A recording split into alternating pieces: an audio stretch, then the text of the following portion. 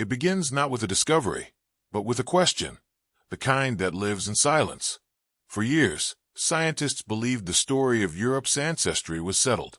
Homo sapiens entered from Africa, replaced the Neanderthals, and slowly branched into the populations we know today. The past was clean, linear, predictable. But then something strange surfaced in the data. Hidden deep in the genome of modern Europeans were signals, slivers of DNA that didn't belong.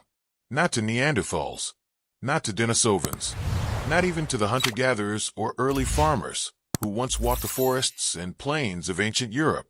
These weren't just anomalies. They were shadows, patterns that repeated, echoes of a population no one had ever seen. No bones, no burials, no language, and yet unmistakably human.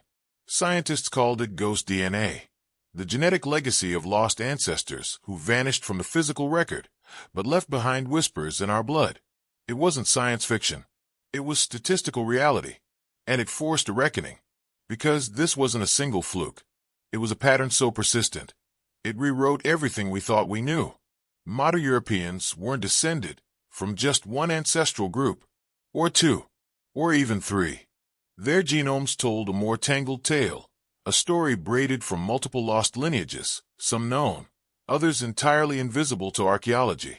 Ghost populations, ancestors with no names, no artifacts, just presence. But here's what made it truly haunting. These ghosts weren't Neanderthals or Denisovans, species we've mapped, dug up, studied. No, these ghosts were us. Homo sapiens, entire populations of fully modern humans who diverged early, lived separately for tens of thousands of years, and then disappeared. What were their worlds like? What knowledge did they carry? How far did they travel before their legacy was reduced to nothing but fragments in our chromosomes? And most disturbingly, how many more of them are still out there, hidden in our DNA, waiting to be found? This wasn't just a twist in the human story. It was the realization that our history is full of people who shaped us, yet left no visible trace. No city walls, no fire pits, no arrowheads, only their genes, only their silence. Ghost DNA doesn't show up in museums. It shows up in you. So now the question becomes, what else are we missing? If you're fascinated by the idea that some of your ancestors left no bones behind, only secrets hidden in your blood, then subscribe now. Because in the episodes to come, we'll meet these ghosts one by one, and the deeper we go, the more impossible the story becomes. After all, who were the first Europeans, really? Try to imagine a people so ancient, so elusive, that they walked through history without ever leaving a single trace we can hold in our hands. No tools, no graves, not even a single tooth. And yet, they changed the very fabric of who we are. This is the story of the Basal Eurasians, a population so mysterious. They were discovered not through excavation, but through mathematical models. Not from bones, but from absence. It all started with a problem.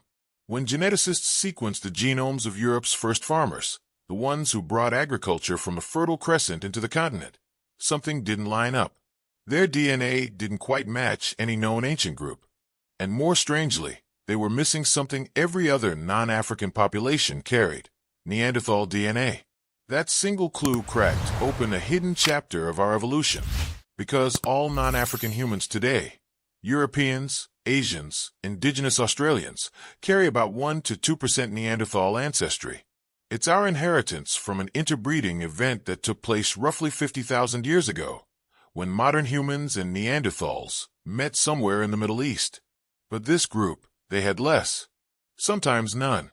That meant they had to have separated from other humans before the Neanderthal encounter happened, which pushed them further back in time, possibly to a pre-Neanderthal world, an ancient corridor of human history that had never been mapped. So who were they? Scientists called them the Basal Eurasians. Basal, because they branched off early, perhaps the earliest, from all other non-African lineages. They were not Neanderthals, not Denisovans, not East Asians or Siberians or Ice Age hunters. They were something else, a forgotten sibling of our species, living in quiet isolation somewhere on the edges of Africa or Arabia. And they're not just a side note. Their DNA makes up nearly half of the ancestry in the early European farmers, which means their legacy now lives on in millions of Europeans today, especially in the south. Sardinians, Greeks, Italians, they all carry whispers of these ghost ancestors. But here's the strangest part. No one knows where they lived. Not one skeleton. Not one cave. Not even a shell midden to mark their passing. Some think they stayed in the Arabian Peninsula, hiding from the northern migration routes.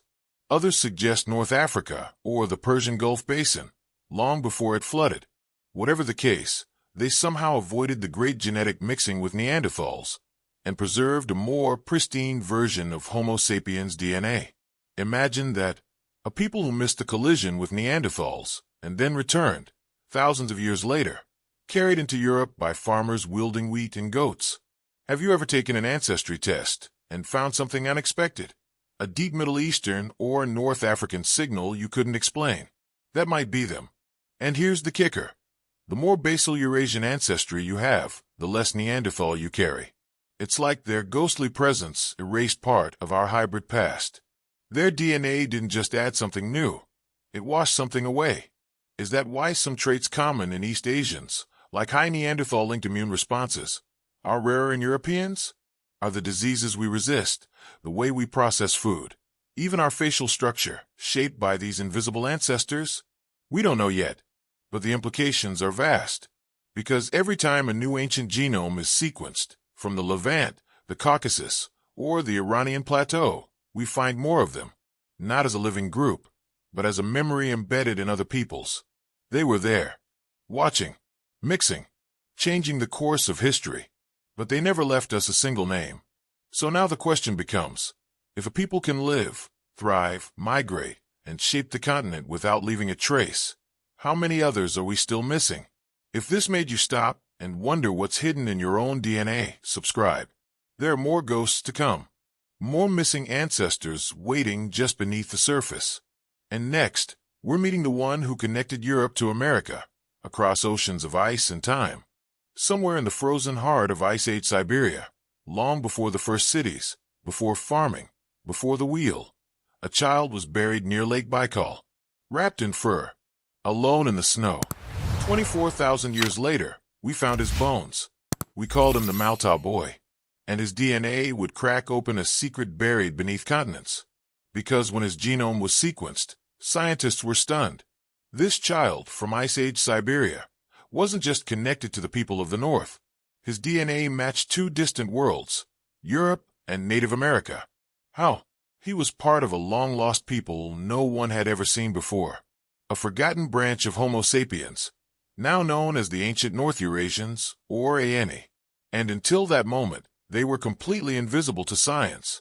A true ghost. Before the Malta discovery, the models didn't work. European genomes had unexplained segments.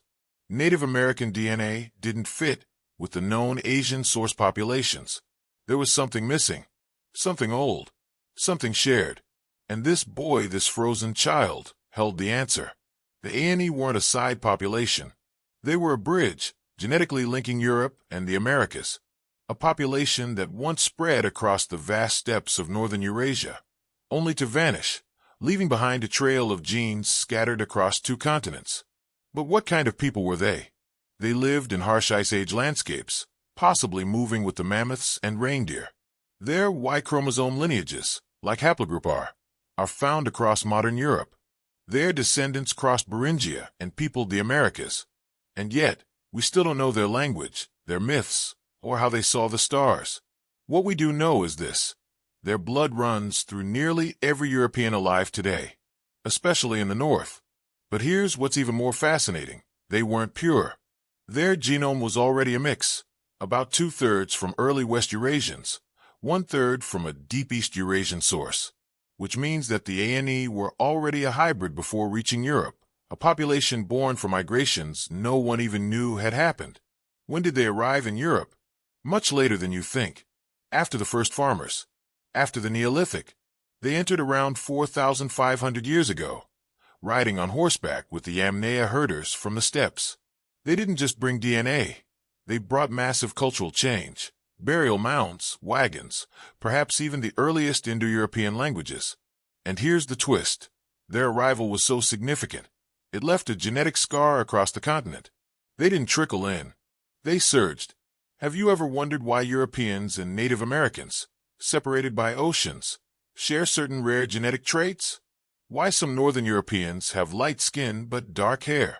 Or why haplogroup Q, found in the Americas, looks eerily similar to ancient Eurasian lineages? That's the ANE, still echoing. But their story isn't about domination. It's about convergence. A ghost group that arrived not to replace, but to blend. Their genes became one of the three major strands in the European tapestry, alongside the early farmers from the Near East and the hunter-gatherers of the Mesolithic forests. And yet, we only confirmed their existence because of one child in a frozen grave. What else is hiding under the ice? What other missing ancestors are still waiting to be uncovered? Not in monuments, but in mutations. And here's the haunting part. Before we found the Malta boy, geneticists had already predicted the ANE using only data. They ran the numbers, and a ghost appeared. That's the power of DNA. It doesn't just confirm the past. It exposes what archaeology missed. So, if one ancient boy rewrote the story of Europe and America, who's the next one? What's the next genome that shatters everything we thought we knew? If this keeps you up at night, if you're the kind of person who wants to know who you really came from, then now is the time to subscribe. Because in the next chapter, we'll see how these ghosts collide, in bloodlines, in war, in fields of grain, and how they created modern Europe. What if I told you that the most unique DNA in your body doesn't come from a different species, but from a human ancestor no archaeologist has ever seen? Not a Neanderthal, not a Denisovan, not a known Homo sapiens group, just a shadow, a missing branch, hidden inside you. Ghost DNA isn't just unusual because it's old, it's because it doesn't behave the way we expect. And the two major ghost populations in European genetics, Basal Eurasians and Ancient North Eurasians, break every rule we thought we understood about human ancestry. Let's start with the Basal Eurasians. This lineage split off so early from other humans that it missed the Neanderthal interbreeding event entirely. That means their descendants, through Near Eastern farmers, carried a version of human DNA untainted by Neanderthals, almost as if they were frozen in time. They weren't archaic. They were us. Just a different version. Like a sibling you never knew existed, raised far away, never touched by the same events that shaped you. What makes them unique isn't just when they lived, but how they reshaped the rest of us. Modern Europeans have less Neanderthal DNA than East Asians. For years, no one could explain why, until we discovered that the Basal Eurasian admixture diluted that archaic legacy. They changed not just who Europeans were, but what parts of human history they carried forward. But then there's the ANE. The Ancient North Eurasians didn't dilute anything. They linked continents. Their uniqueness lies in their reach. The same genome found in ancient Siberia shows up in both modern Lithuanians and Native Americans. How is that even possible? Because they were a transcontinental population before the concept of continents even existed. They didn't settle. They moved. They survived the Ice Age by adapting, genetically, geographically, and maybe even culturally. And when they reached Europe during the Bronze Age, they didn't come quietly. Their arrival triggered one of the largest demographic shifts in the continent's history. And yet, they left no language, no ruins, just a pulse in the genome, a trace in our blood. Ask yourself, if a people can connect Eurasia and the Americas without ever leaving a city behind, how powerful was their legacy really? And that's the heart of what makes European ghost DNA so unique. It's not about fragments from ancient cousins. It's not about hybrid species. It's about lost humans who were just like us, but vanished. Other ghost DNA, like the unknown archaic hominin in African genomes, may come from a deeply divergent human species. But in Europe, the ghosts were our own kind. Humans who diverged early, lived separately, then returned in silence. We only know them because of what doesn't fit. This is where the uniqueness lies. They weren't weird because of how they looked or what they built. They were unique because of what they preserved. A version of the human genome that time had erased, except for the few pieces that survived in us. What if your ability to resist disease or your body's way of processing sunlight, or even the way your immune system reacts to viruses, was shaped not by your most famous ancestors, but by these forgotten ones. And we're still learning. Some regions of the genome carry signals we can't explain. Statistical models still suggest there are more missing lineages, maybe other early human groups who didn't mix widely, but whose DNA still echoes in small fragments. It's like tuning a radio and hearing whispers from stations that were never supposed to exist. How many more are out there? If this feels like the start of something bigger, it is. Because when DNA begins to tell us things that bones never could, we're entering a new age of discovery, where the most valuable fossils are buried inside you. So the next time you read about ancient migrations, or look at a family tree, remember this. Not every ancestor left behind a footprint. Some left behind a silence more powerful than stone. If you're still watching, you're one of the few people who actually wants to know what's behind the curtain. So do me a favor, subscribe now, because the final ghost is coming next. And it's the one that ties everything together. What if the most influential ancestors in European history didn't leave behind castles, empires, or even a single buried skeleton? What if their only legacy is you? When we imagine the past, we picture warriors, kings, stone circles, and golden masks. But the most enduring architects of European identity left no such trace. They passed through like wind through the trees, invisible, but forever changing the forest. These are the ghost lineages, and their fingerprints are on every European genome today. We now know that modern Europeans are not the result of a single migration, or even two. They're a layered mosaic, formed by at least 4 ancient populations: hunter-gatherers, early farmers, steppe pastoralists, and ghost peoples like the Basal Eurasians and Ancient North Eurasians. But what makes this truly astonishing is that, for centuries, we had no idea they existed. Why? Because most of these lineages left no archaeological footprint, no permanent settlements, no temples, just genes. And those genes tell a different story than the bones ever did. For example, did you know that Southern Europeans carry far more ancestry from ancient Near Eastern farmers, while Northern Europeans inherited more from Ice Age hunter-gatherers and steppe migrants? That's not just regional drift. That's the map of ghost ancestry, written in gradients across the continent. Take a moment. Think about that. The color of your eyes, the way your immune system reacts, the subtle differences in height, skin tone, or metabolism between people across Europe. All of it echoes decisions made by ancestors whose names, languages, and faces are lost forever. But we know this: their lives shaped everything. The Basal Eurasians didn't build pyramids, but they seeded the genomes of the first farmers. Their DNA moved with barley and sheep from the Fertile Crescent into the heart of Europe. The Ancient North Eurasians didn't invent writing, but their genes thundered across the continent with the wagons of the Amnea, bringing the roots of Indo-European languages and perhaps even the warrior spirit of the Bronze Age. What's left of them? The way your blood clots, the way your body processes starch, the genetic tuning of your circadian rhythm, all of it touched by people we will never meet. Isn't that strange? That we name our children after saints and heroes, but carry our deepest inheritance from people who didn't leave even a single myth? And still, their DNA is everywhere, flowing through populations from Portugal to Ukraine, from Iceland to the Aegean. That's why ghost DNA is not a curiosity. It's a revelation. It proves that history isn't just told in ruins and books, it's encoded in us. That migrations, extinctions, and collisions can reshape humanity without ever making the textbooks. And here's something even more humbling: the genetic signatures that we use today to define Europeanness. They didn't come from one place. They came from contact zones, from overlaps, from ghost populations who once hovered at the edge of survival, and whose genes happened to persist. It wasn't glory that preserved them. It was luck. It was mixing. It was time. So ask yourself, what is the story of Europe really about? Is it about borders, languages, civilizations? Or is it about connection, bloodlines that crossed when no one was looking? If you're still here, it means you feel the pull of that deeper story. One written not in stone, but in the spinning of the double helix.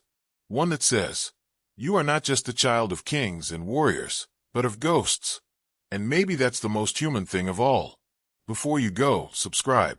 Because what's coming next will take us even deeper into Africa, Asia, and the hidden ancestors we've only just begun to uncover.